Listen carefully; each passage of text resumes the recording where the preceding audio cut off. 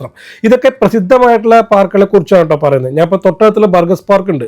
അത് ഏകദേശം ഒരു 120 ഏക്കറോളം വിസ്തൃതിയിൽ പരന്നു കിടക്കുന്ന ഒരു പാർക്കാണ്. നമ്മളെ വീട്ടിൽ നിന്ന് 10 മിനിറ്റ്സോളം വാക്കബിൾ ഡിസ്റ്റൻസിലുള്ള ഒരു പാർക്കാണത്. തൊട്ടടുത്ത് ഒരു 2 മിനിറ്റ് നടക്കുവാണെങ്കിൽ ഒരു ഫാരഡേ ഗാർഡൻ ഉണ്ട്. അപ്പോൾ കിഡ്സ് പ്ലേ ഏരിയസ് നിരവധിയുണ്ട്. എല്ലാ പാർക്കിലും കുട്ടികൾക്ക് കളിക്കാനുള്ള ഏരിയ ഉണ്ടാവും. അതും നല്ല രീതിയിൽ ആരോഗ്യത്തെ മുൻനിർത്തി ആരോഗ്യപരമായിട്ടുള്ള രീതിയിൽ അവർക്ക് ഭാവിയെ കരുതി കുട്ടികൾക്ക് താഴെ വീണ പരിക്ക് പറ്റാതിരിക്കാനും പിന്നെ അത് മാത്രമല്ല എക്സസൈസും കാര്യങ്ങളെല്ലാം ചെയ്യാൻ പറ്റുന്ന രീതിയിലുള്ള കിഡ്സ് ഏരിയ പ്ലാൻസും ഒക്കെ ഉള്ള ഒരു അടിപൊളി, അതേപോലെ നീന്തൽ കുളങ്ങളുള്ള പാർക്കുകളുണ്ട്. ഫ്രീ ആയിട്ട് പോകാൻ പറ്റും പല സ്ഥലങ്ങളിലും.